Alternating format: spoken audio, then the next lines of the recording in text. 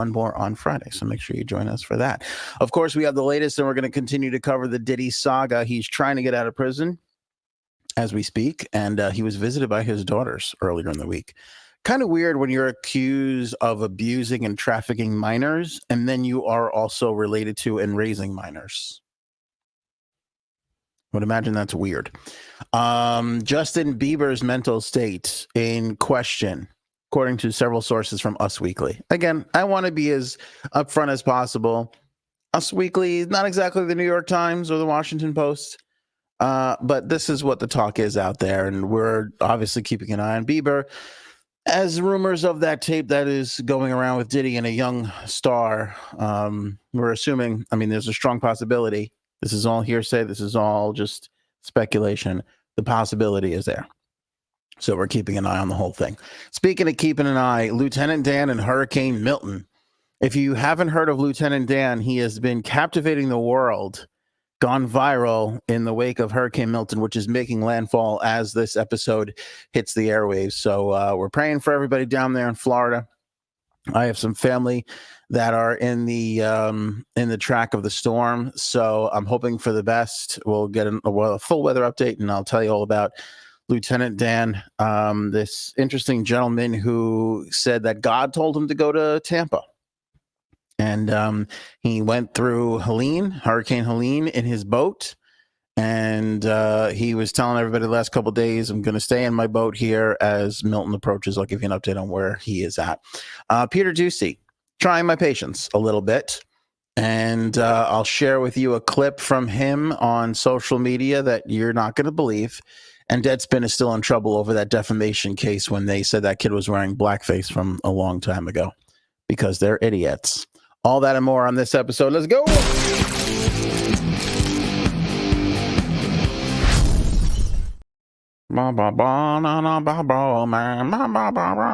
Boy, that Joker 2, not getting the best reviews. People are crushing that movie. Hello, Christella. Debbie's in the house. Mercury, welcome. Miss Justice is here as well. Sybil, Natty, Mountaintops, DJ Shenanigans, my man Robin. Oh, everybody is here. Yes, praying for the Floridians. Tough thing. I was just watching the news, and they were like going to people who decided not to leave. They were strange interviews. Like, why didn't you leave? And they're like, I don't know. One person was like, it was kind of too late by the time I thought I was going to leave. And they're like, all right, thanks for joining us. I'm like, is this the news right now? They asked this other lady, and they were like, why didn't you leave? And she's like, well, my house is hurricane proof. It's built for Cat 5. And she's like, it's going to be a Cat 3. So we felt like, let everybody else use the resources. I'm like, I like the self-sacrifice, but at the same time, I don't know if I would have stayed under a mandatory evacuation. The one time, I forget if it was Ivan or Sandy or what, I forget which one, but where I was living at the time, there was a mandatory evacuation, and we did go. Nothing wound up happening, but I felt good about going. You know, I was like, oh, we got another place to go stay. It'll probably be better. Let's go there. And that's what we did. I'm down to obey a mandatory evacuation. I know, what a liberal pussy, right? All right, let's get into Diddy and the latest here. He is petitioning the court to get out. He wants to be out on bail. He was denied twice already, and that hasn't stopped him from trying for a third time. He'll have a hearing Thursday, October 10th, in front of the judge to see if he'll be able to get out this time around. But he's basically claiming that there's outlandish rhetoric out there, and that's purely speculative, and that's why he's been denied bail. Actually, I think it's the allegations coupled with the video of you beating the ever-loving piss out of this poor young girl that is keeping you in prison. I don't know if that's necessarily speculative or outlandish rhetoric. That's what I like to call factual video evidence. That's probably why you're behind prison. Do you know why you're in prison, Mr. Diddy? It's because we don't want you kicking the crap out of another female. That's basically why. And here, you cannot harm anybody. We let you go out there. Lord knows what's going to happen, you know. He was also visited by his family. His mother brought his two daughters to the prison to visit him just the other day. And this one kind of made me stop and think for a little while, because when you look at all the allegations, if they're true, yeah, he was messing around with people that were his daughter's ages and younger. I mean, that's there's 25 minors alone that are about to file lawsuits with Tony Busby down there from Texas. So it's kind of bizarre to have children that age and have a history, allegedly, of abusing children that age. I mean, that's kind of weird. There's many reasons why I haven't abused people, women / minors, so on and so forth, etc. It's because I knew one day I was going to have children, and I wouldn't like it if somebody did it to them. That's why I've chosen to be a nice person. I would assume most people have made that choice as well. P. Diddy flew right by that choice. He was like, I don't know if I'm going to have kids, but I'm going to abuse young people. Allegedly. So that's kind of weird. And I would imagine that it's very, very strange for his daughters. Again, I brought this up too when the tape came out of him, beating Cassie. Like, I mean, that's got to be tough to watch your dad be such a gigantic piece of horse shit on national media. I mean, that's a tough look. That's a really, really tough look. Now, his mom made me giggle a little bit because she came out and read a statement to the public through her lawyer, through her attorney, Natalie J. Figures. Figures. It's a good name. If you like figs. I wonder if they called her Fig Newton back in law school. I have a feeling, lawyers not necessarily the most humorous type of people. I have a feeling if you roll into law school with the name Figures, they're calling you Fig Newton. They're like, you want to join my study group, Fig Newton? We're gathering on Tuesdays. That's what I'm just, Anyway, through her lawyer, she said, I come to you today as a mother that is devastated and profoundly saddened by the allegations made against my son, Sean Combs. It is heartbreaking to see my son judged not for the truth, but for the narrative created out of lies. Oh. My son is not the monster they have painted him to be, and he deserves the chance to tell his side. I can only pray that I'm alive to see him speak his truth and be vindicated.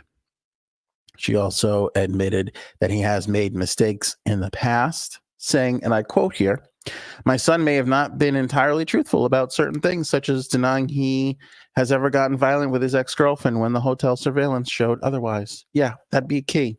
That's not exactly a throwaway line you put at the end of an apology. That's kind of front and center in the case against him. Sure, he's lied about beating women viciously. But the rest of it is true. That was an exception. That doesn't show, that and coupled with everybody in the industry saying what a piece of shit he was, doesn't necessarily mean anything. It's more so he's my son, and he's this is a lot of rhetoric. He's going to be vindicated. I can only wish I'm alive. Well, don't use the fucking baby oil from your son's house. Let me give you that bit of advice if you want to stay alive, because there's a little horse tranquilizer in there, apparently. Don't drink anything that was in his fridge. I'm just giving some advice here to Diddy's mom. If you want to stay alive, let's not ingest anything from our favorite son's home, because that's one way you're going to help to stay alive. That's one way you're going to keep the old heart ticking. You know what I'm saying? Other than that, I can't really guarantee much. Don't go to any of the parties if you want to stay alive. If I'm alive to see it. Your son will never see freedom ever again. Ever. It's bad. Like, it's bad enough he beat that the thing that they have him on tape for is good enough. By the way, I was going through the transcripts because they had a hearing, and again, they'll be back in court on Thursday. The prosecutors started sharing some of the evidence with the defense. They have his iCloud account, so I feel like this is an open and shut thing. They have his iCloud account. They have videos. They have photographs. I can't imagine, based off of the charges that were filed, what we've heard, what's been alleged, that all of those photos are just smiley faces from Disney World. I mean, I just don't think so.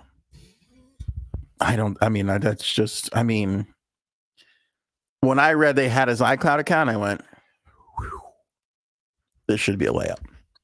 This should be an easy one.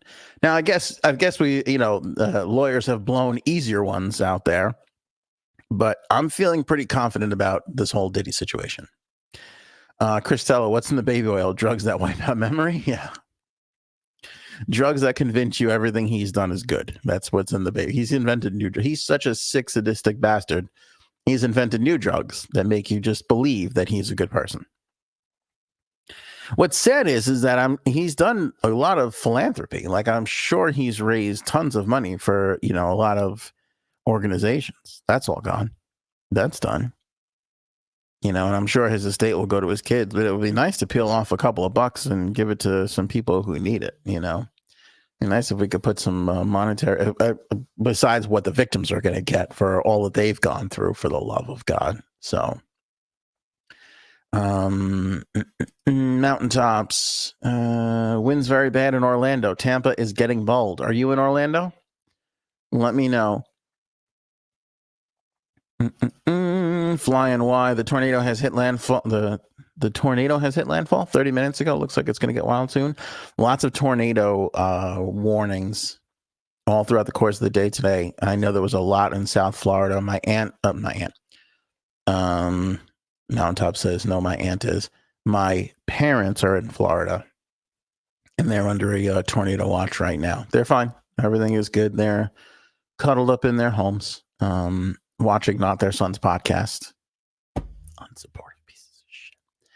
I have to watch what I say. My aunt watches this. Now it's going to get bad. It's going to be a whole thing. I just hope you laughed at that joke, because the hours of explaining I'm going to have to do just for that quick trying to give you a giggle, it's not worth it. It's not worth it.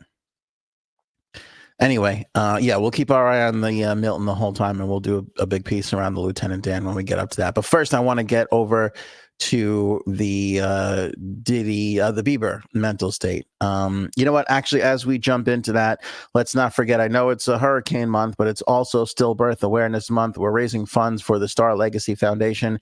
They're a nonprofit organization dedicated to reducing pregnancy loss and neonatal death and improving care for families who experience such tragedies. J-Sabs is one of those families that experienced such a tragedy. She lost her firstborn, Diana Hope, and now we raise money in her name each and every single year. Every October we do this.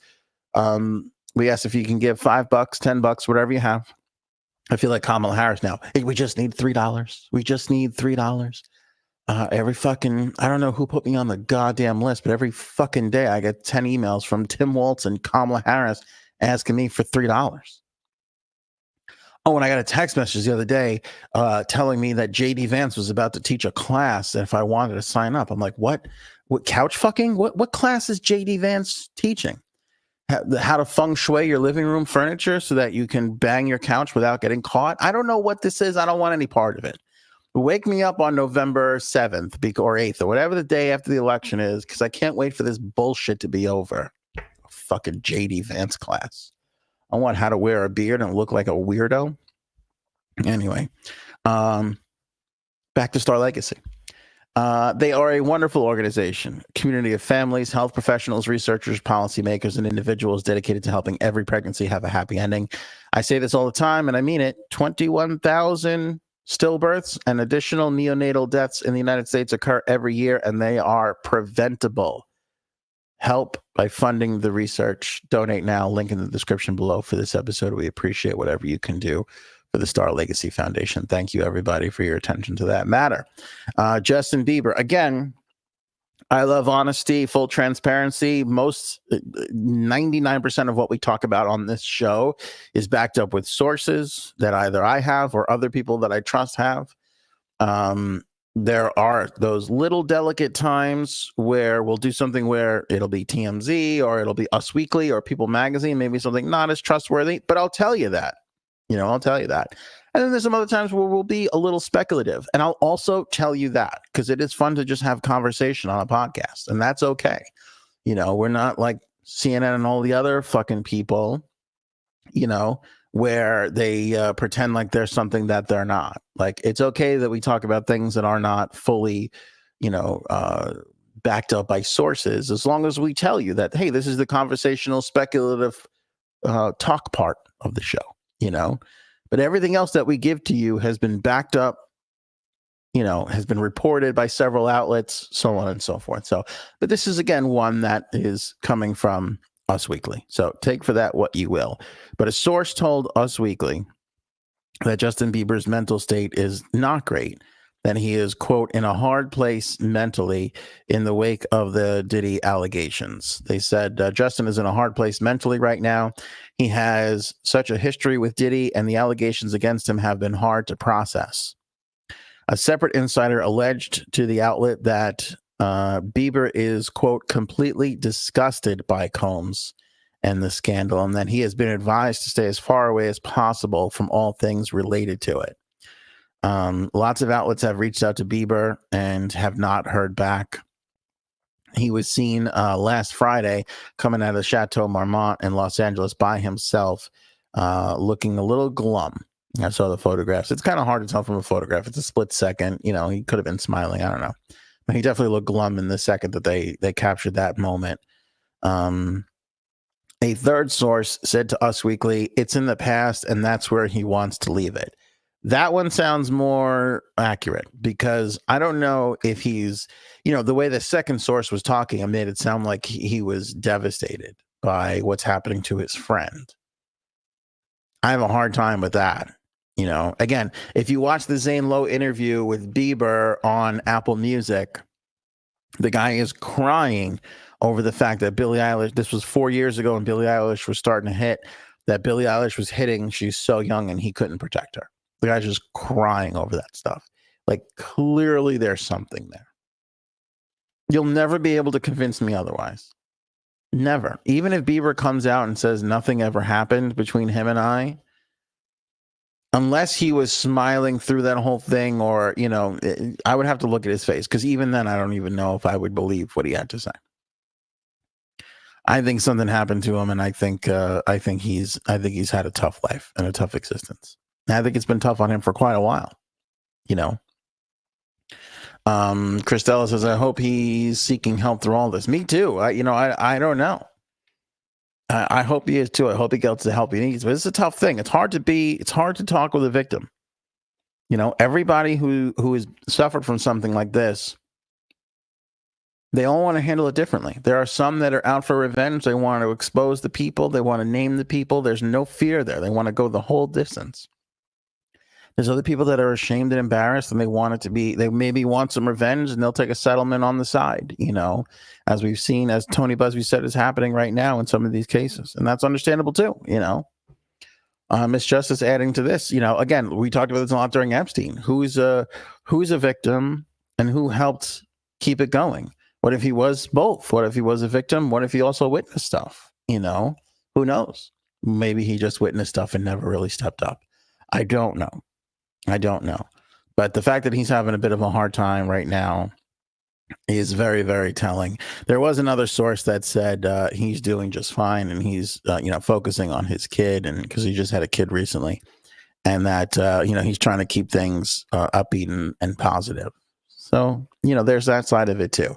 But I think there's something going on there. Looks of it by the chat that everybody kind of thinks there's something going on there. Leave a comment on the episode. Let me know what you think in the whole Bieber situation, because I would love to talk to somebody who thinks that nothing happened and he's fine, because I'd love to know where you're getting that confidence from. I couldn't put $5 on that. I wouldn't bet $5 on the fact that he is fine and there's nothing there to be seen. All right, Lieutenant Dan, so there's a guy, he's on the cover of this episode. It's a one-legged guy. This guy came across my TikTok feed right around when Helene was hitting, and a TikToker found him and was like, "Hey, what are you doing here?" And he's like, God told me to be here. Now, when I saw it, it was late. I thought it was the tail end of Helene, kind of around the time that they all started talking about Milton. And so I thought, oh my God, is he really sticking out, for Milton? And then I learned that the video I saw was from Helene, that he had stuck through Helene on a boat in Florida, in Tampa. And then I'm looking at it more and more, and then I go, oh no, he's still there. Tampa Terrence was the first. I don't know. I think a lot of people have been with Lieutenant Dan now. But Tampa Terrence was the first one that I saw. And all right, here, I'm going to play this. Let me play Tampa Terrence's clip here. Your assignment is to get out a Category 5, one of the worst hurricanes in Tampa history, out on a 20-foot sailboat in Tampa Harbor. My faith in God. My faith in man. God told me to come out here and get a boat. I came out here and got a boat. And everything that he's been telling me over the last 2 days is I'm doing the right thing. He's got my back. I'm in good shape. I ain't sweating it. And so that's Lieutenant Dan. There he is from Tampa Terrence's TikTok. So I see this guy now. I'm captivated. I'm like, oh my goodness, this guy can't be safe. This guy's gonna die. He's gonna be dead. So I save it. I'm like, I'm gonna talk about this on the pod tonight. And I'm scrolling Twitter this afternoon. Lieutenant Dan is trending, and I'm like, you got to be shitting me. Turns out everybody and their mother is going over to Lieutenant Dan and trying to interview him because they're like, how crazy can this guy be? Clearly, he's not all there mentally. Supposedly he has one leg. Most of the videos I've seen, I've only seen him from the torso up. He's got tattoos all over him. So I mean, you saw the picture I just showed you. I'm like, this guy's batshit crazy. God told him to go into the middle of a hurricane in a fucking boat like this. That's the kind. Like, I would love to have some of the drugs that he's ingesting. It's beautiful. And now I'm like in, because now my parents are down there. I'm more interested in what's going to happen to Lieutenant Dan, because I'm like, this is fascinating. Everybody tried to get him to leave. He refused. So I'm following this all day, and I'm like, you've got to be shitting me. This guy, he's just like, no, God told me to be here. Ain't happening. Ms. Justice, is he on a shrimp boat? Yeah, I think he is. He's on the Jenny. He's on the Jenny too, and he's sticking with it. He ain't leaving. Because there's all kinds of shrimp. Shrimp gumbo, peeling eat shrimp, shrimp scampi. Anyway, turns out just moments ago I got the word that from Mayor Jane Castor, the Tampa Police Department finally was able to convince Lieutenant Dan to go and take shelter. I like how he said in the clip too, he's like, God told me to come here, get a boat. Like, how did you get a boat? How'd you get that boat? I think he just walked on somebody's boat. I'm not entirely sure. But they were able to convince him to get in the shelter. He has been rescued. He is now in a shelter. Mayor Jane Castor said, quite tongue-in-cheekly, Lieutenant Dan, we got to go to a shelter. If we can get Lieutenant Dan to go to a shelter, we can get anybody to do that. So all the quote-unquote sane people that are not hearing God at the moment are like, we're going to be just fine. We're going to stay here. And she's kind of like, hey, we can get crazy-ass Lieutenant Dan to get to a shelter. We should be able to get you people to go, to a better spot as well, too. So nothing to worry about right now for Lieutenant Dan. He's in a shelter. I don't think his boat's going to make it. I don't think that boat's got much of a chance. They're talking about 13-foot swells and shit like that. I mean, this is going to get, it's going to get a little nasty here. They're all predicting that it's going to be the worst hurricane to hit Florida in 100 years, which is pretty crazy because I feel like every year some hurricane devastates a part of Florida. What was it, last year or the year before that Fort Myers got eaten up by that hurricane? It's back down to a Cat 3, which is good. I mean, obviously not great, but better than a Cat 5, which is what it was over the water. I believe as we speak right now, the eye is right over, or the eye is going to pass over Sarasota. So right now, there's still a lot of uncertainty about what's going on, but Tampa, Bradenton, Sarasota area are, right there in the eyes of the storm. I mean, personally, I have people in the Ocala area. I've talked about my parents on the show a lot. They're hunkered down. I spoke to them just before we got on the air. They said they were fine. My mom was just hoping that there be no power outages. Okay, see, Paul, I said the same thing to my wife. I said the same thing to Cuddles just moments ago. I go, I don't know. I don't want to repeat what you just said, even though I said it before the air. But I feel like if I say it in the air, I'm going to jinx people. I kind of said the same thing because I was watching some live footage from some of the newscasters that were doing reports, and a lot of people, there was a couple of guys that were in like Sarasota and shit. One reporter was in Tampa. There was rain and wind. There was a lot of stuff going on, but one person was in Sarasota and there was nothing. And they were reporting that people were getting out and driving around, which again, I encourage everybody not to do. Like, it's not a big deal. Just stay at home. I've noticed that there's something weird in people where when you're told just to stay home, there's this natural response to say, go fuck yourself, I'm going out. You know, it's not just the hurricane people in Florida. Like, this happens in New York too. Like, in New York, typically there's 365 days of the year. 363 to 364, we have no snow to deal with. For 2 days out of the year, we get dumped on like 6 feet of snow, 3 feet of snow, right? Where it's going to be really bad. And they're like, hey, we should stay home for the snow. And people are like, fuck that. I'm going. Like, I'm like, who are you people? Fucking make a grilled cheese, heat up some tomato soup, put a movie on, snuggle on the couch, make a day of it. These people are like, I got to get out. I got to fucking, get. I got to get to work. Oh, really? Is the accounting firm going to fucking fall apart if you're not there on the snow day? There is just something innate in people that they're kind of like, I am not doing this. I got to get out. I guess, I don't know if people feel like claustrophobic or whatever it is, but I don't know. You told me I need to stay home for a day, even though I stay home most days. I'm like, fuck it. All right, cool. I'll be here. Man. No big deal. Now, I kind of get like, listen, when I have 2 or 3 days with my kids in the home, like if we're not going out to do something, I will go stir crazy. I will go. I can't do like 3 consecutive days in the house. Like, we got to go out into the yard. We got to like burn some energy off a little bit. That's one thing. But to just stay in, I think it'll be, just fine. We'll watch the cone. All the models were very, very different. We'll see what happens here. But, right now it all looks fairly okay. They got basically only, I'll tell you the one good thing, it's hitting in the overnight. Like, that's great. Because even if you lose power, hopefully most people will just be sleeping anyway. Like, I was talking to my mom and she's like, I'm not going to sleep during this. I'm like, have a glass of wine. You'll be fine. Just knock right out. You sleep. You wake up tomorrow morning, get a couple of hours of rain to deal with, and hopefully it'll have passed by then. But the coastal area, my parents, they're in the Ocala area and the villages over there. They're dead center of Florida, and they're elevated up a little bit. So that's why I'm not too concerned about them. Their power is underground, so fingers crossed that they'll ride through this without much of an issue. But the people on the coastlines, we got to worry about those people, because not even, listen, on the west side, it's going to be bad, like I said, Tampa, Sarasota, but on the east side, they're also looking at a bit of a problem there as this thing just passes straight over the state of Florida. So, we'll see what happens. I'm hoping Paul is right. Again, it's a good sign when reporters are outside talking about this stuff. When they start to go inside because it's too dangerous to be outside, that's when you could start to shit your pants a bit. But listen, Lieutenant Dan is safe.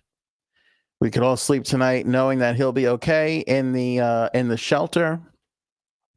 By the way, people started a GoFundMe for Lieutenant Dan already, and it's raised $27,000 off of 1,500 donations.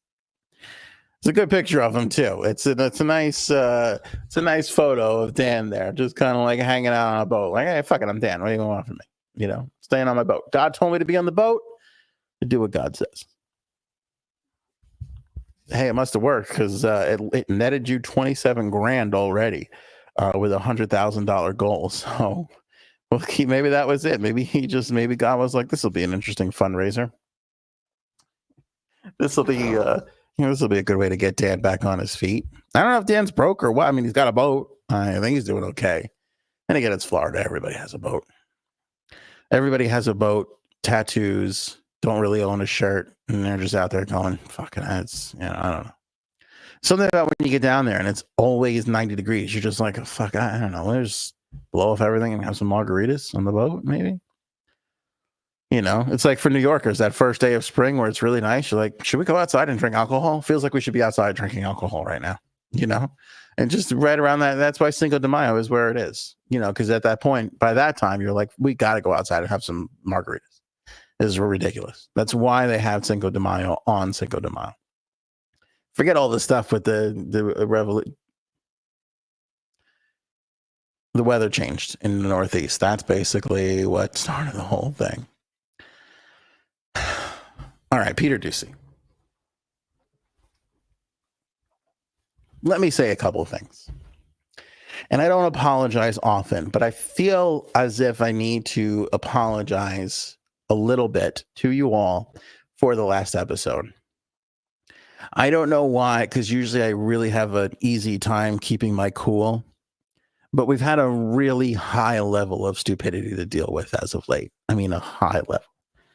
A level of stupidity that I haven't really seen a lot, you know, levels of stupidity that we've never seen.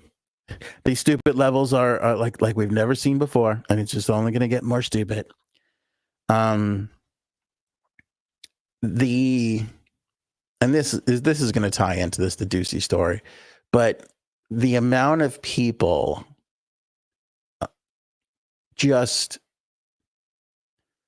passing along bad information, right, is astronomical. I mean, we talked about President Trump and what he said about Biden not talking to the governors, and the governors coming out immediately after going, we're talking all the time, it's fine. I'm not sure what the scuff up between Kamala Harris and Ron DeSantis was, other than what I think. I mean, this is how I can call this one. She's trying to, you know, get favor in the election by calling, and he pulled you're not the fucking president yet, I'm only talking to the president card. Do I agree with him? No. He should have taken the call. Is he at fault for that? She's not the president of the United States. I understand what he's doing. He's working a move for his party. He's not going to deny a call from the president of the United States. They got business to work out. But if the president designates the vice president to call him and he doesn't pick up the phone, you know, that's a whole, I mean, he's got a right to do that. As much as I don't agree with it, he's got a right to do it, especially since he's in contact. Now, if he wasn't in contact with the president, that would be a different story. But he's in contact with the president. All right, so a little bit of political maneuvering from Kamala. Yep, fine. I can't argue with that. A little bit of political maneuvering returned, volleyed back over the net from DeSantis. Fine. Okay, fine. Point is that the people of Florida are important, and the federal government is working with the state and local officials to get the needs that they have, okay? And Donald Trump continues to go around saying that they're screwing this up. Okay, fine. You know, what I want people to realize, too, is this is 99% on the local governments, meaning it's up to the governor. The federal government cannot even legally give a state money unless the governor declares a state of emergency. It's a technicality, but it's the thing that they need all the time. Like, they need to declare a state of emergency in order for some things to kick into play, one of them being the federal government releasing the funds. After that, FEMA kicks in as the federal arm, and they go down, and I'm sorry if you're hearing a horn. I don't know what's going on. Air raid. Kidding. That was a joke. I'm kidding. It's the fire department. FEMA handles most of this. It's very little to do with the president of the United States. Unless there is a huge gaffe and the president then steps in and says, hey, we got to fix this, go here, here, and here. The president of the United States cannot really do much. They could deny the money. Most of the time they don't. So to lambaste the president of the United States over this, I don't think is fair. You know, you could lambaste him over plenty of other things, like stringing 3 sentences together.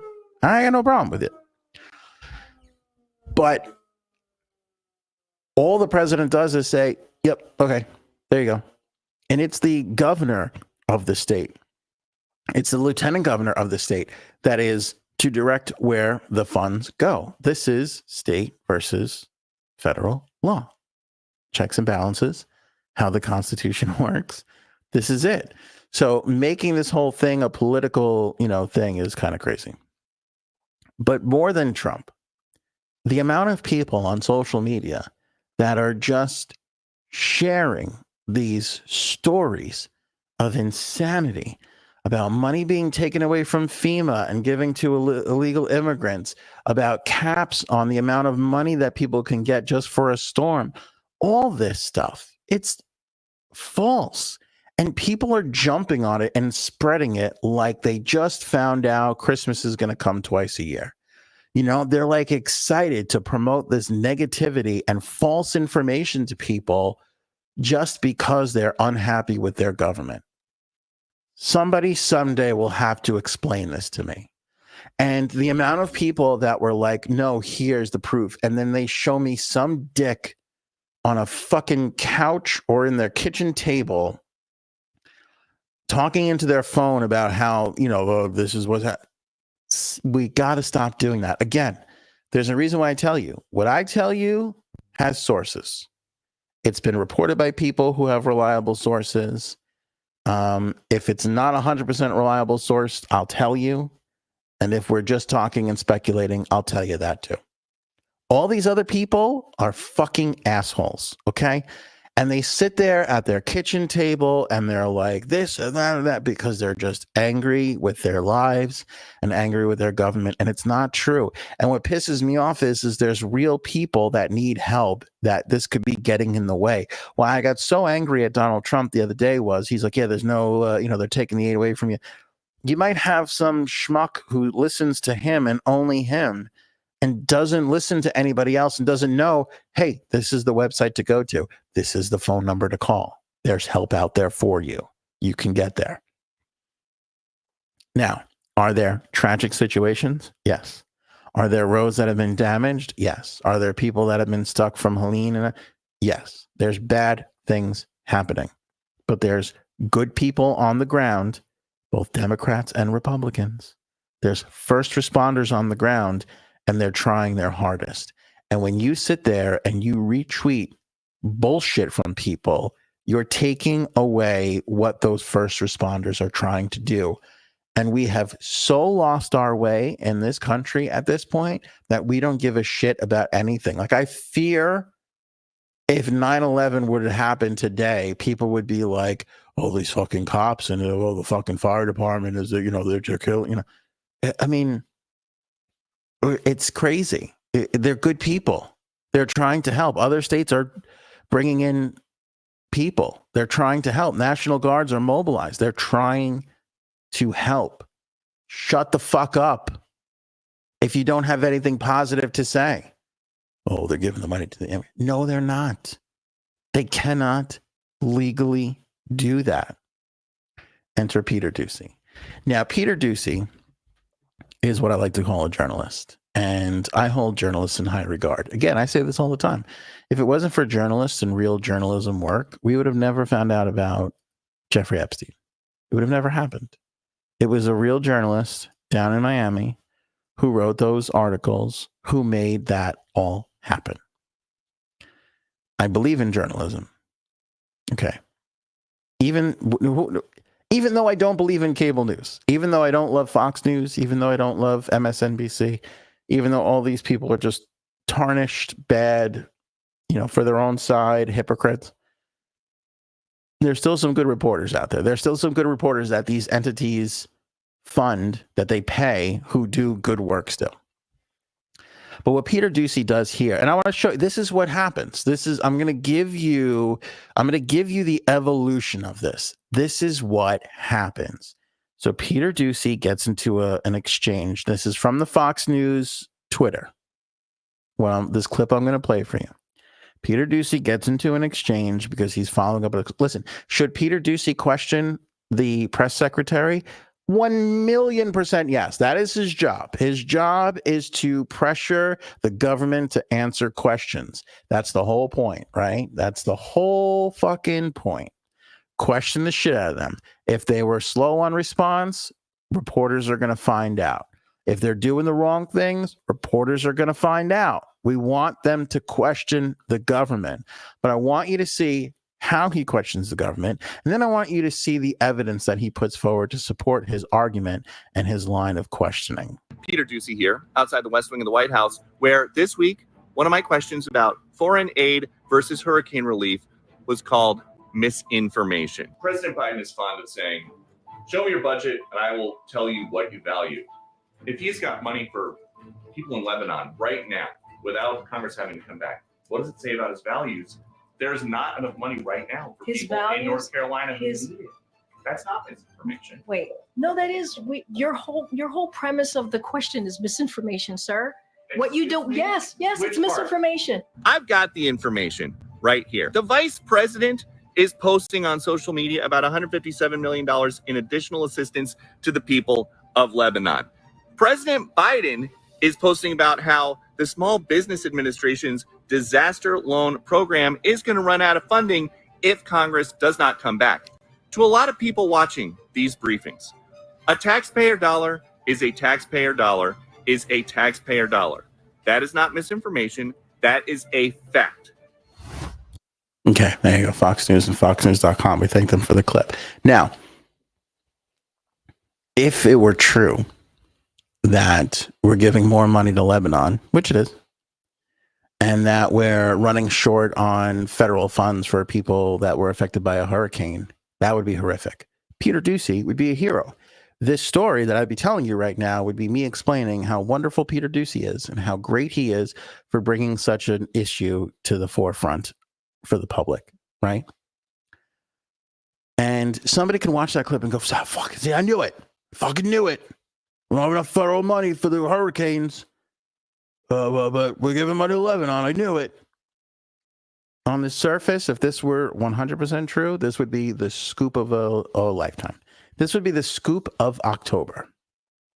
Let me present back to you the exact same evidence that he just presented a moment ago. He said that President Biden shared and posted about the fact that the thing is out of money right here, right? Okay, now can you see that on your screen? Let me see if I can use the magic of technology to make this a bit bigger. Can I do that? It's not going to let me. All right, so you're going to have to look in real close to your screen here, real close.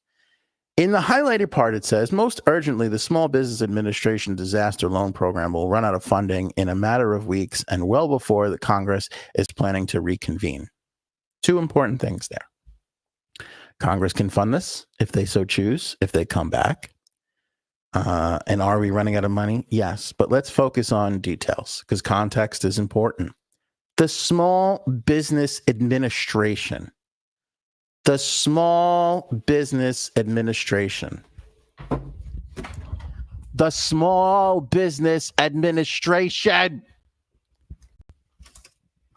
That is one of 1,000 departments of the federal government. It's just the Small Business Administration. Take a look right above the highlighted area. The first sentence, because context is important. He says, and I quote President Biden, while FEMA has the resources needed for the immediate emergency response phase, at least one other agency does not. It's right there. It's in the this guy put evidence on a screen where just above his highlighted part of the evidence, it says the exact opposite of what he is reporting. While FEMA has the resources needed for the immediate emergency response phase. That is it. End of story. Dunskies. Done. FEMA's got the money. Done. It's over. That's it. The Small Business Association. Oh, so the other part of this doesn't have the money? Oh, but that's a different story. You're acting like we have no money. This is like if somebody goes to you, oh, we're broke. We have no money. Well, we have no discretionary funds, but we have plenty of money in the bank saved up. Okay, well, then we're not broke, are we? We might have to not go out and spend money on entertainment or food or anything like that, but that's not exactly broke now, is it? It's the Small Business Administration. On their best day, they're not going to have enough money to fund a fucking hurricane relief effort anyway. And what's the Small Business Association there to do?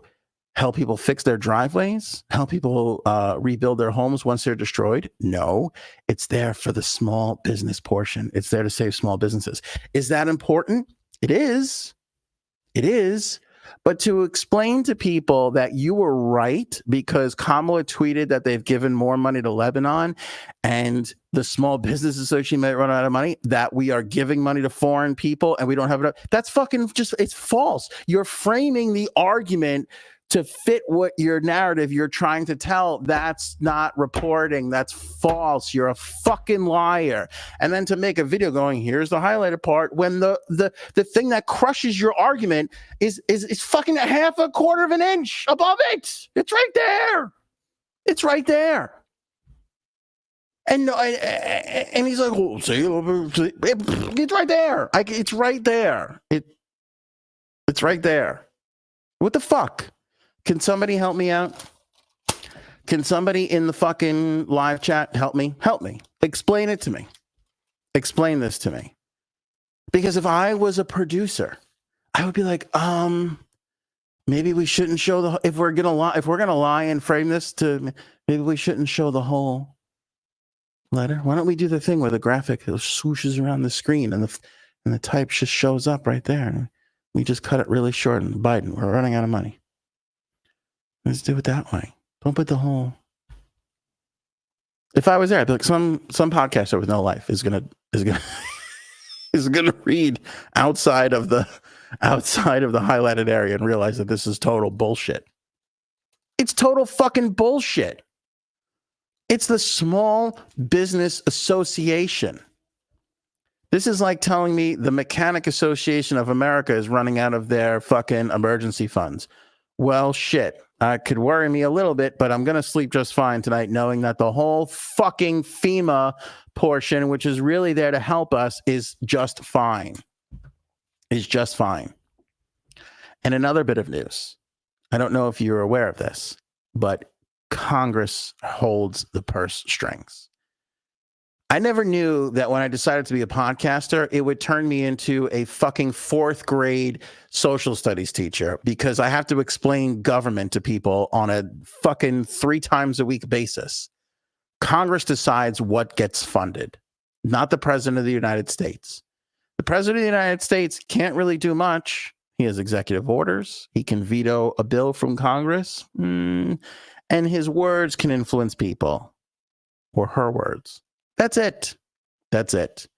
If Congress wants to fund FEMA or not, that is up to Congress. The president of the United States couldn't do a fucking thing about it other than stand in front of a microphone and put pressure on Congress, which, by the way, was done because Congress decided to extend and keep funding the federal government for a little extension. That happened just recently. The president of the United States didn't do that. The president of the United States spoke about it, put some pressure on it, said, hey, it would be great if we could fund the government, right? But it was Congress who ultimately passed that bill and ultimately decided that. So if FEMA ever ran out of money, you couldn't point at 1400 Pennsylvania Avenue. By the way, that's the address to the White House for those of you who don't know. It would be Congress's fault, not the president's. And I don't know why I whispered that, because if you're watching this podcast, clearly you're slightly more intelligent than the average bear. Because I don't know how you watch anything else. It's all horseshit. It's all fucking horseshit at this point. It's complete horseshit. I can't believe I chose this life so that I could be a fucking asshole for the rest of my life. I wanted to wear pajamas to work and make a living off of stupid jokes. That's what I chose to do this for a living. And now I'm at the point, it's like the class clown has become the student council president. I don't understand how this is falling on this show to fucking have a standard when these billion-dollar corporations like MSNBC and Fox News are out there willy-nilly just being fucking assholes. I don't get it. Can somebody help me?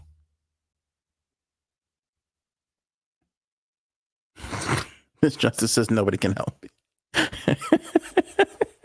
No, I can't help you. Well, thanks. I mean, at least you waited a little while. It feels like you considered it a little bit, Miss Justice. Feels like there was a slight bit of consideration, and it just went against me. I could live with that. I can live with that. Ducey is a lying windbag. You know, listen, again, I started this rant with that, you know, I want to believe in journalism. It's important. It's not that I want to believe in it. You know, we need to believe in it. It is important. The people that stand in the White House press room every day who ask questions, it's Ducey now. Before him, who was the fucking jerk off from CNN? I don't know. It doesn't matter. It was that guy. You know, you want somebody from the opposition peppering with questions. It keeps presidential administrations honest. That's important. It's an important part of the whole thing. I don't mind him chasing down this story.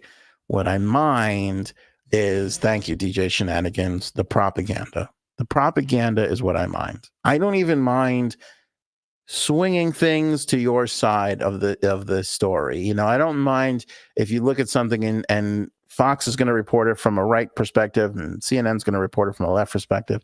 You know, I don't mind swinging that this much, but when we've fallen off the fucking chart. We've fallen off.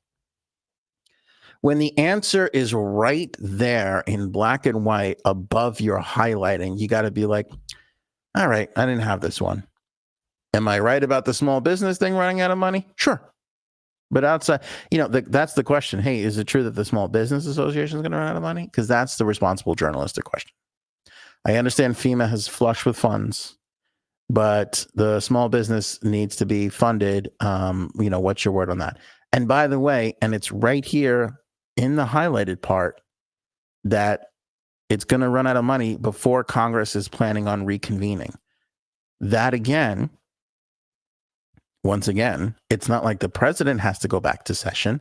President's been in the White House the whole time. It's Congress. So if the SBA runs out of their emergency funds, that's Congress's fault, not the president of the United States. Because I also don't know if you know this part, but the president of the United States cannot gavel Congress back into session. That is up to the leadership of Congress. Speaker of the House, et cetera, so on and so forth. Okay. The president of the United States can't go to the Capitol and gavel everybody back into session. Here's another little tidbit you may not know. President of the United States is not allowed to go to the Capitol, period, and visit with Congress, period. He cannot go into that chamber, or she, unless they are invited. Okay. That's constitutional law. Okay. So before we start throwing bullshit around because we're sitting on our couch with fucking Doritos all over our face, go, I hate this guy. You can hate that asshole all you want. I don't give a shit. I don't fucking care. But the president of the United States can't gavel Congress into session. When he goes for the State of the Union, do you know he has to be invited? If he doesn't get invited, he can't go. He cannot go. Needs to be invited. I know these details are getting in the way, but it's important to have the truth. It's a little important.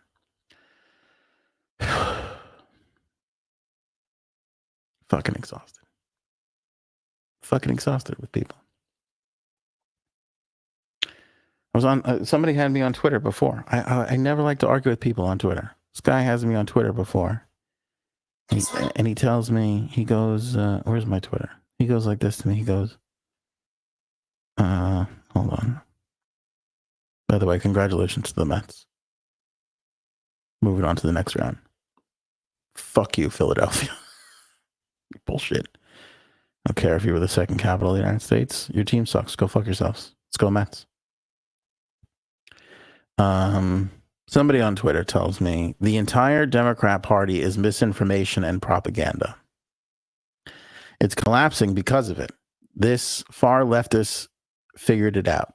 Millions are waking up from their propaganda machine. And again, look, it's some dick, on his couch in his living room. And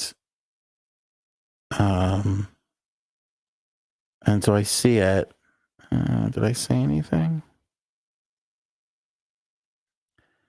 Oh, I don't remember what I fucking said. He brought it to Obama at some point. I forget. Oh, wait, here it is. Right. I don't know. He said something about Obama, and I said a former president is always going to be popular and have power in their party. It's why Trump remained powerful for the GOP these last 4 years. Nothing new, shocking, or collapsing here. And this person's response was not the same power as Obama, the dictator. It's like, what? Obama and President Trump are in the same boat right now. I can make the argument that President Trump is even more powerful because he could pick up the phone and stop Congress from passing a bill that would have helped the border, right? So I would argue that President Trump is more powerful based off of two factors. One, he's a lot more active than President Obama is at this time. And two, he's running for president, right? Anybody running for president is de facto more powerful than a former president. But when you leave the White House, you still bear a good amount of power in the party. You know, President Clinton visited a pedophile's island like 27 times. We have photographs of him getting massages from women. He admitted to getting blowjobs or did he admit to it or deny it? But it was proved, I forget, whatever, in the fucking Oval Office. Big scumbag piece of shit. And people in that stupid party still look up to that fucking guy. So that just goes to tell you what it's like in a political party. It's all dog shit. But to sit there and go, well, the Democrats are falling apart and it's all propaganda, guy, it's fucking politics. It's the same on both sides. I'm talking to more and more Republicans that are like, I can't fucking take this guy anymore. The fucking thing the other day about them not getting the aid when that clip was followed everywhere by the governor saying we have all we need. We've worked with President Biden. We're moving along just fine. That was the last straw for a lot of people. I don't know what that fucking guy is doing. I don't know what he's doing, but it feels like he is just flushing this down the toilet. It feels like Trump is just flushing this down the toilet. Everything is Biden and Harris's fault. Everything is an argument. It's like, it's fucking crazy. And then he was on, oh shit, I don't know if I saved the clip. He was on, wait, I might have. He was on the Flagrant podcast and he tells, it was hosted by the comedian there. And he tells the guy, he says, oh, I'm mostly honest. And what's his name? Laughs in his fucking face. Laughs in his fucking face. I'm like, what is this guy doing? What is he doing? I'm mostly truthful. The guy, the what's his name? Fucking laughed in his face. I'm like, this is terrible. Okay, here we go. Here, I'm going to play this for you off the phone here.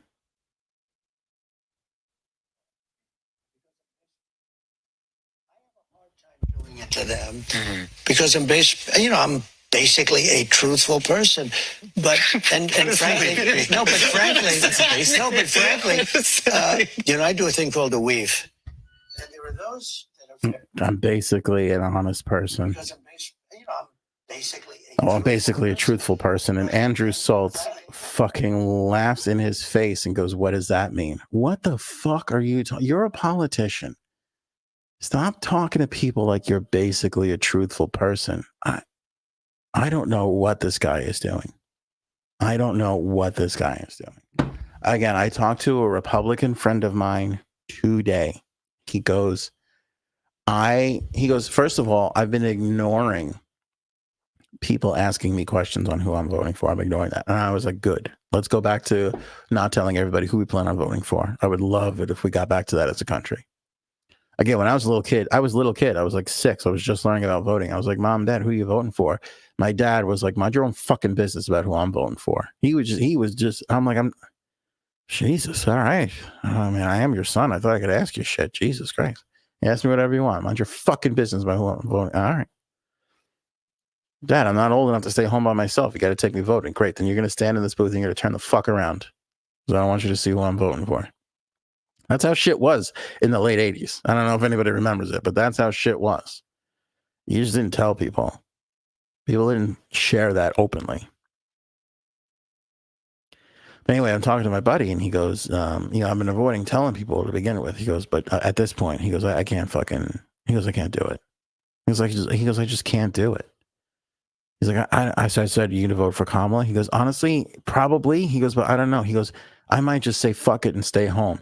And that is a big problem that Trump has.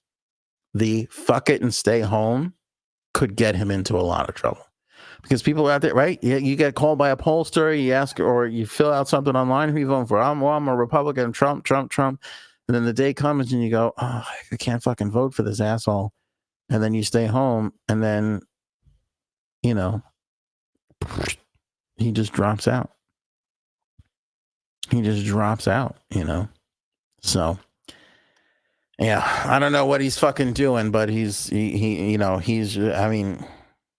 supposed to be gaining votes right now, not coughing them up. I don't know if Kamala is doing that much better, to be honest with you. I mean, she should be running away with this. Again, I don't know if the polls are 100% accurate. I trust them because it's the only system of measurement that we have, but I want to see what they look like in 2 weeks, because a lot of stuff keeps happening every day, and it's like it takes a little while for the country to adjust to it and see where we're at. But, the other thing too is I saw, this I should play for you guys. I had a clip queued up for the other day, and I cut it at the last minute just because we had so much stuff. Maybe it was Monday. But The Daily Show, who has been on fire recently, they were, oh yeah, here it is. Okay, let me see. I'm going to put this up on the screen for you guys. Fucking Daily Show. They put a montage together of Fox News when the September jobs report came out, and it was actually good. And you had to see them scrambling live on the air, scrambling to find a negative thought in that moment. They were just like, oh, how do we spin this to be a negative thing? Like you could tell, like if they were going to get a bad jobs report, they were going to just jump up and celebrate. And like I said, and I said this too for a while, right? Hey, if the economy is good through the summer, it'll be the Democrats. If the economy falters and suffers, it'll be the Republicans who come in, and I meant it. I meant that. And then you get this jobs report in September here. And again, this was The Daily Show put this together. Here, this clip is courtesy of The Daily Show. Just watch these idiots' reaction to this news. Here. Make sure that everybody got a good volume. Okay, here, take a listen. With a Fox News alert, the September jobs report was just released, and it shows the U.S. added 254,000 jobs last month. And this comes with the election 32 days away, and the economy remains the top issue. Wow, it's pretty amazing. So those are really good numbers, very good numbers. So they'll be talking about that. Better than expected. Today. Yep. I just hope these are the actual numbers and they're not adjusted again. But well, if they are, it is, we'll find out then it's a good win for the country. Yeah, the adjustment usually comes 6 Correct. months later. So unemployment's now 4.1%. So tick down a little bit. The worker strike on the ports. Right. That's over. It's ended, at least temporarily, until after the election. But you have 6 states slammed by Hurricane Helene. So that'll affect you. Asking for FEMA money. Yep. Asking for troops to come in and help them, please. All right, Steve. It looks like you're still. I mean, who's Brian? I forget his name. Brian something or other is like, well, at least there's 6 states getting slammed by the hurricane. Like, does it have to be negative? Can't we just celebrate a win? Country's doing, look, is the country doing well? Okay, you can make an argument it's not. Is it on the right track? It's trending upwards. Just fucking say it. Even though it doesn't meet your angle, just fucking report it. And I don't want to pick on Fox News because CNN and MSNBC do the same shit. But it's like, at this point, can't anything be genuine? The story what that story should have been? If you want ants respect, you come out of that package that it's up $254,000 and you go, Donald Trump's in trouble with that one. How's he going to explain that? And so they're like, well, what about the adjusted number? And there was a strike and all that. Well, I'm like, what the fuck are you doing? The fuck are you doing? I know this looks bad because we're just picking on Fox News at this point, but they're all guilty of doing the same shit. Can't you just be genuine? Can anybody be fucking genuine for 2 seconds? I mean, it's just nuts. Kudos to the Daily Show for putting in the music and making that a fun piece, like just zooming in on their fucking faces. I mean, it's just that made me laugh because they deserve it. You deserve to be treated that way if that's your whole fucking angle. You know, words matter, truth matters, context matters. Where else could we learn that more than the fine folks over at Deadspin? If you remember a couple of months ago, maybe it was in the summertime. I forget when it was, or no, last football season. They put that photo out of the young kid who was in blackface, the racist, with the racist parents at the old NFL, the racist NFL game, right? They wrote that whole fucking article slamming this kid. Turns out the kid turned his face. He had black on one side, red on the other. He was wearing, you know, he was supporting his team, the I think it was the Chiefs, the Kansas City Chiefs. And so they're suing Deadspin now because the kid had fucking death threats on him and all this kind of crazy shit. Again, just proving it ain't one side or the other. It ain't. The liberals were out there fucking threatening a kid because they thought he was in blackface. They couldn't let the story settle for 2 fucking seconds before they were doing research and that other fat fuck with the purple light behind him. Wait until I tell you about. Go eat a fucking salad. Take 2 minutes off. Let stories develop. Find out what's really happening. But all these idiots jumped on board without knowing the true story, and they were fucking threatening this poor kid. And then as it turns out, it's just a fucking 9-year-old kid that loves the Kansas City Chiefs. Can't he put on a fucking jersey and put on the whole thing and go crazy and dress up and have fun? Can't he have fucking fun at a football game? Well, a Delaware judge, Deadspin, tried to get the case thrown out. And a Delaware judge yesterday refused to dismiss the lawsuit. The lawsuit was filed by the kid's parents. The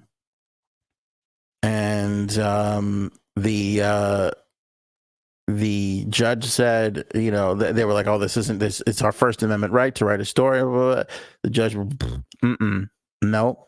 nope. Words matter. Yeah, you can say whatever you want. You know, you can do that, but, you know, they're like, the parents are saying that they're making their living through race baiting, and the judge is like, well, you know, I mean, it's not like it was like the kid just wait, look, get the whole story before you publish the article, because that's a big leap to make, that this little 9-year-old kid is racist.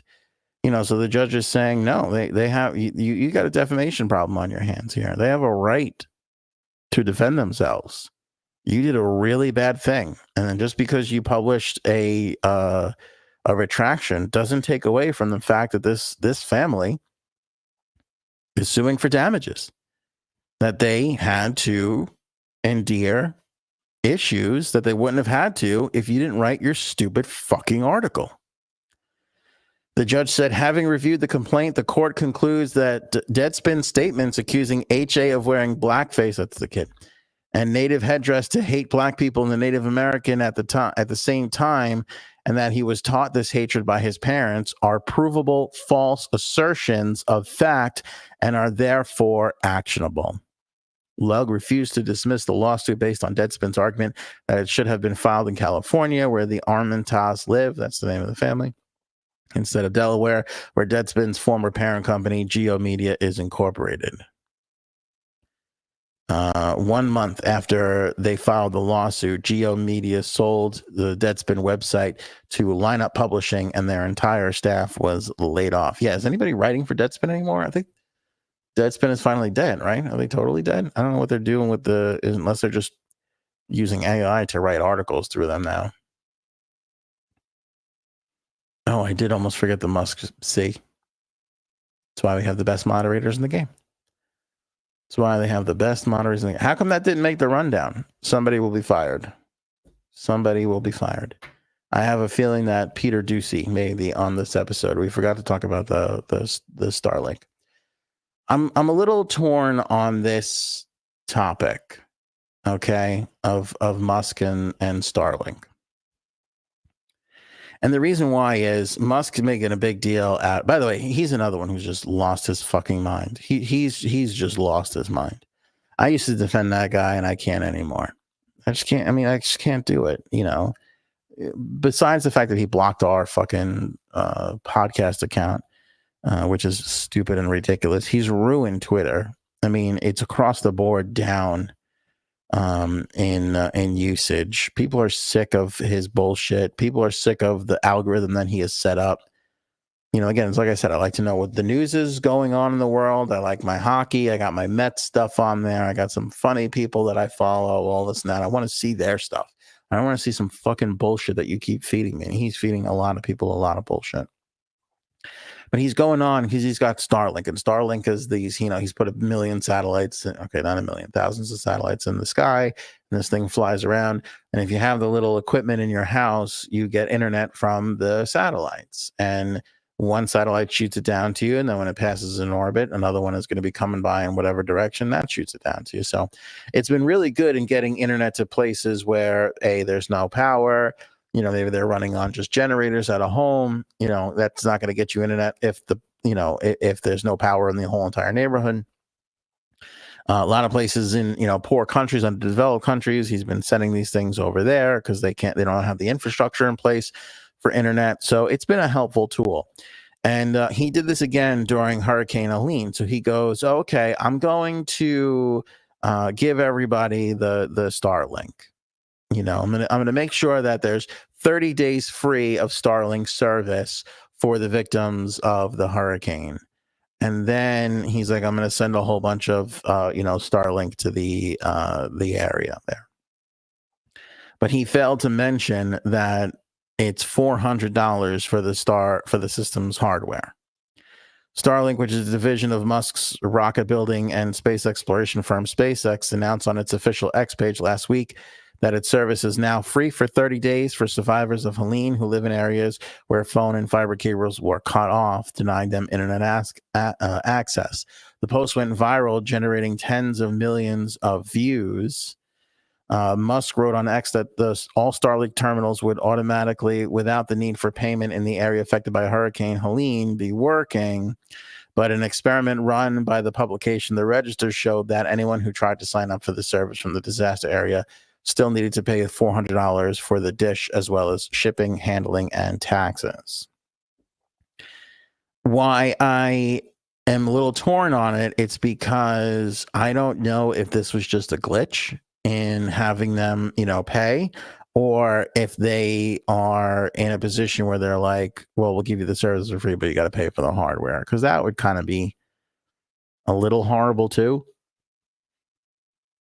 I mean, it's a nice gesture to offer your service for free, especially if somebody already has the hardware.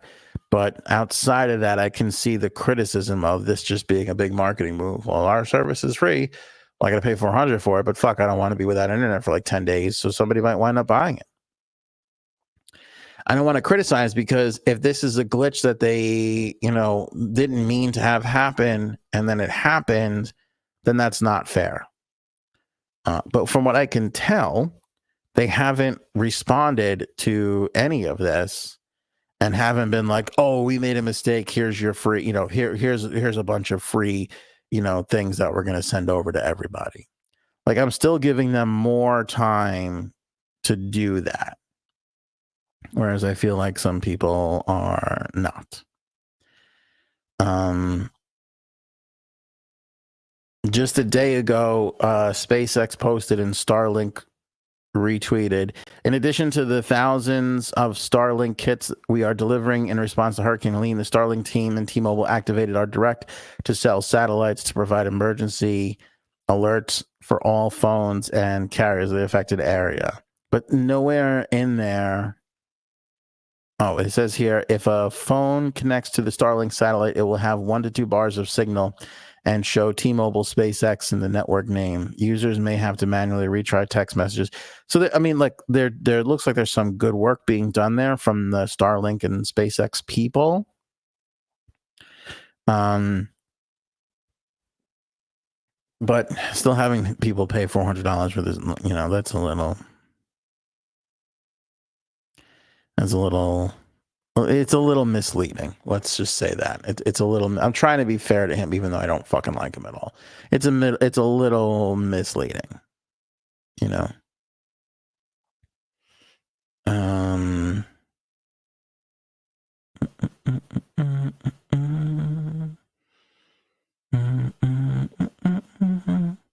Yeah, I don't know how the iPhones are doing it. I'm just looking through the live chat here. A little known fact: newer iPhones have emergency access to Starlink now. Is that how they're doing? Yeah, because they tell me that with my, because I got the new iPhone, they say you can send text messages even when there's no service. You know, when there's no cell service. So I wonder if that's part of it. I don't really know. Feels like overall we're not too far past, you know, us being in a place where we're no longer going to be relying on cell towers, that all this stuff is going to come from the satellites. But I don't know.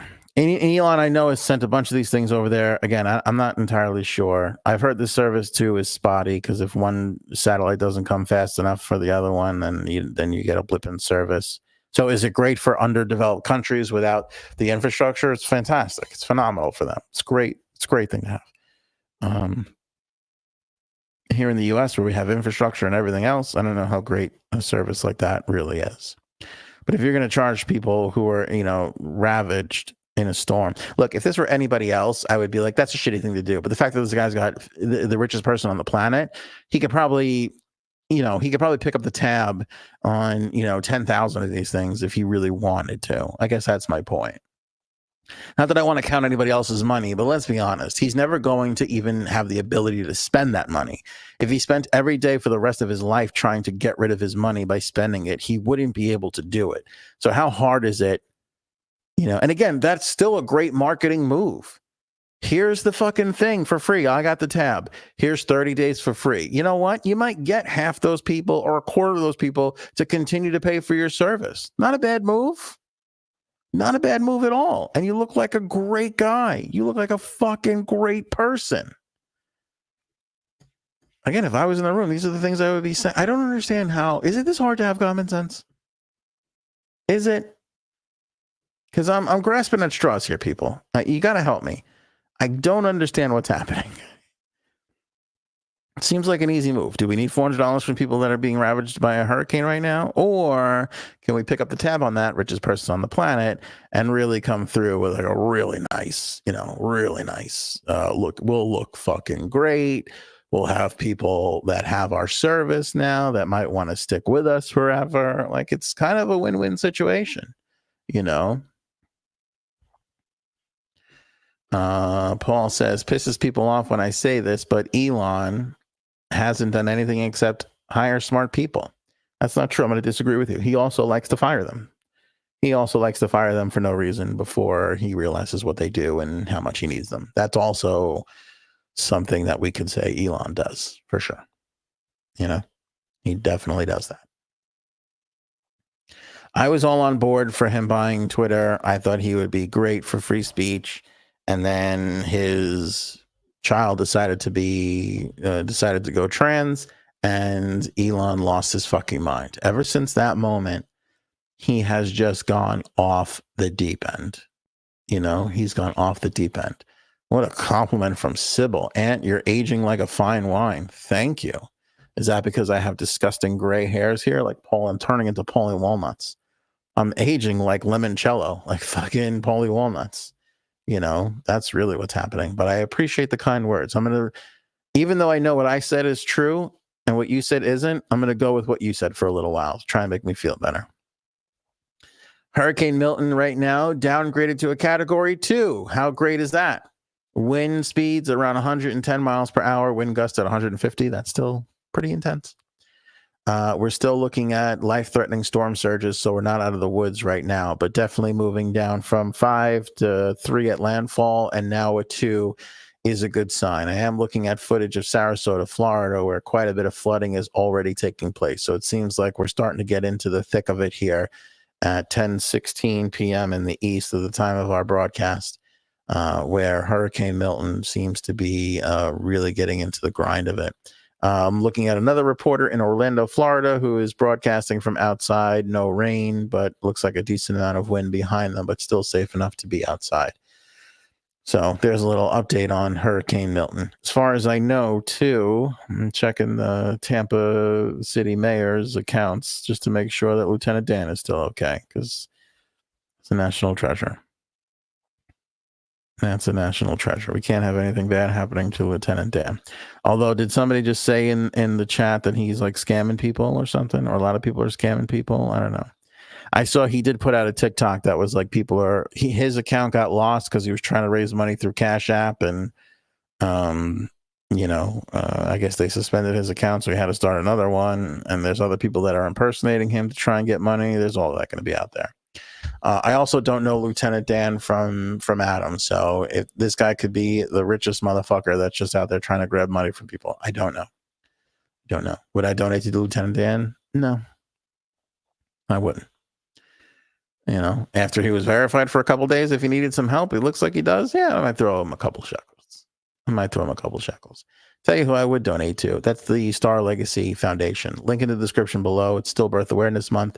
J-Sab's lost her firstborn, and we're raising money for Star Legacy, which does some great advocacy for that community and those families who have lost babies during birth. Over 21,000 happen in the United States every year, and they are preventable. There's more research that needs to be done.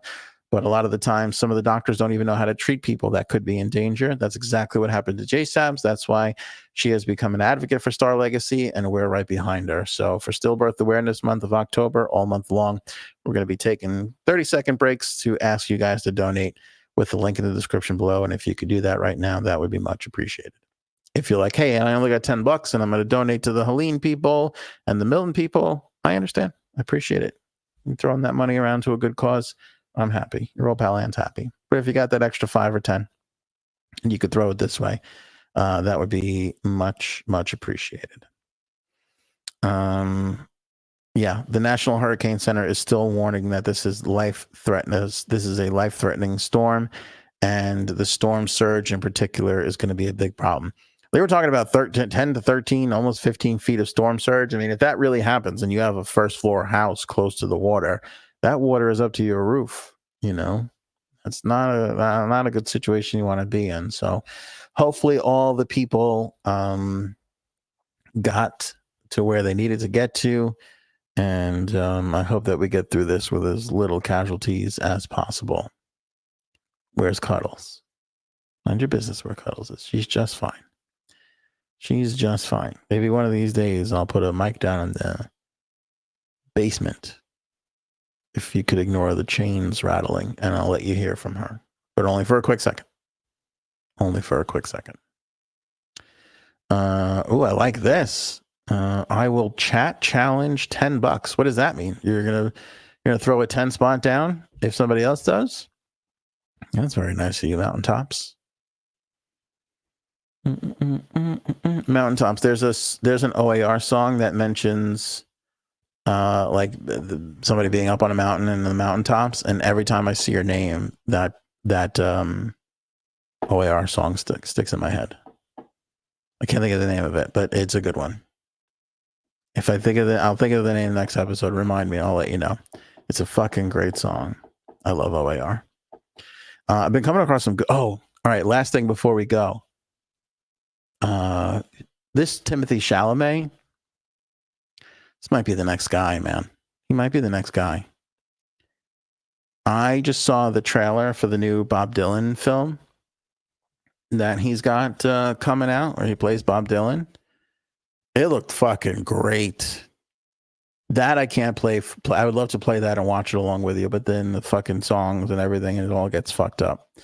But the Bob Dylan biopic with Chalamet, holy shit. It looked really good. And there's so many of these fucking Bob Dylan movies now. It's kind of ridiculous. But A Complete Unknown.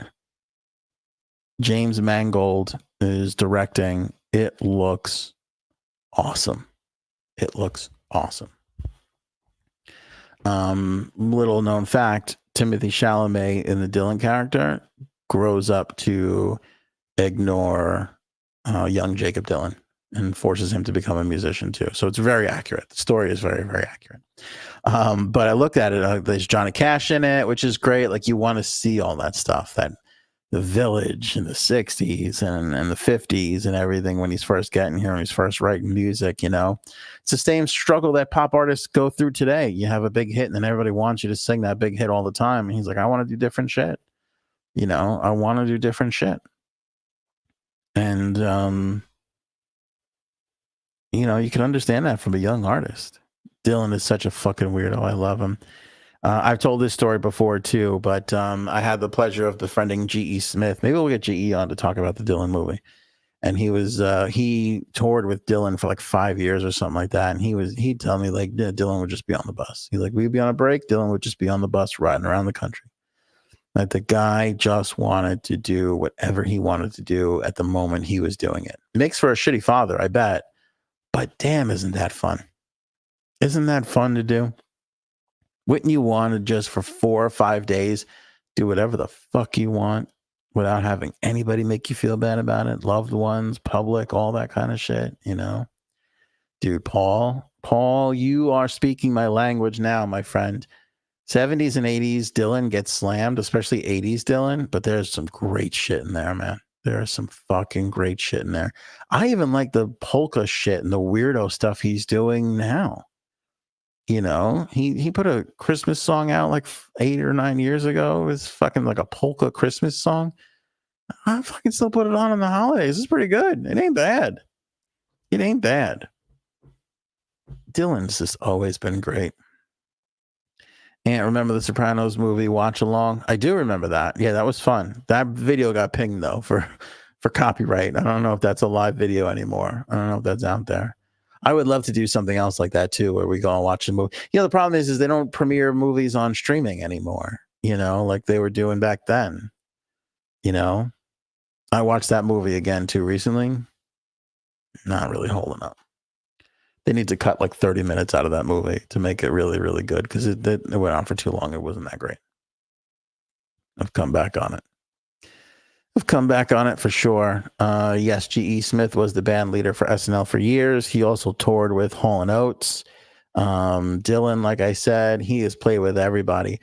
I befriended him, and what was great is these huge stars would come in to the Hamptons, and they'd want to play with him. You know, a lot of the great interviews that I got is because of G.E. Smith. G.E. would call me up and be like, hey, so-and-so is going to come in and play with me. I want to put him on your show. Like, he was so fucking generous. I love that guy. I just love that guy. He was just great. He was fucking great. Flying Y, appreciate that. We'll make sure that gets over to Jay Sabs for sure. Thank you so much for matching mountaintops there. You are always so generous. Super, super generous. And we are grateful for you, Flying Y. You're the best. Not to mention the least bit of your fucking profile pictures. Outstanding. It being the other great Bob, and that would be Marley. Fucking Bob Marley. I could spend an entire day taking illicit substances, drinking beer, and listening to the two Bobs, and I would be so happy. I would be so happy.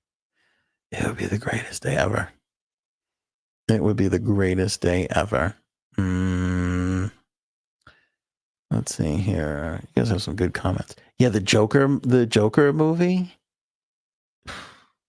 Hearing rough things. I think it's only at like 30% on Rotten Tomatoes, and people are like walking out of the movie. Some people are getting upset because they don't know it's a fucking musical, I guess. I don't know. I'll watch it when it comes out on streaming.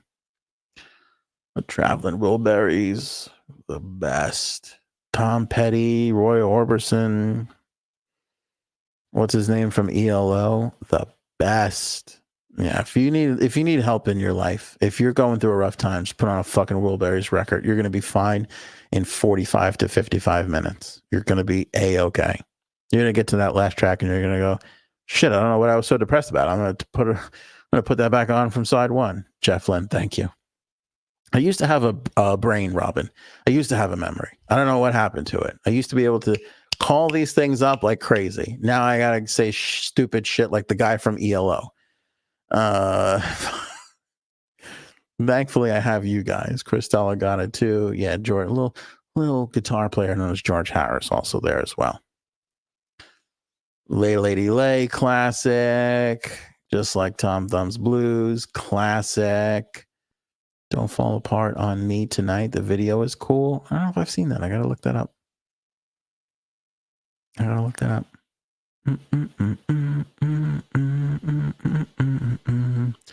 No, the album Joker Man. Did I bring up the Joker movie based on? I thought somebody said something about the Joker movie. Nope, that was you. You did say Joker Man. Nope. Okay. I'm an idiot. I'm an idiot. Shelter from the Storm. Very apropos for this evening. Yeah, very, very much so. You guys are on the ball as always. All right. Appreciate you guys. Prayers all down to everybody in Florida. Just looking at a reporter here who's down in Naples, and it looks like we've got just wind down there for the most part. Oh no, I broke the thing again. I don't know why this keeps happening. Oh, damn it. The backup song I had, I pressed it and it's gone like the other song. Show me potato salad. You son of a bitch bastard. Wrong. Fuck you, Hunter. All the other sounds work except for the things. All right. We'll leave it there. Appreciate you guys as always. We're going to fix the sound machine one of these days. I promise. Stay safe if you're down in Florida. Keep it cool. And of course, we'll see you guys all in the next episode. Show me potato salad. Maybe we should go now. Go ahead.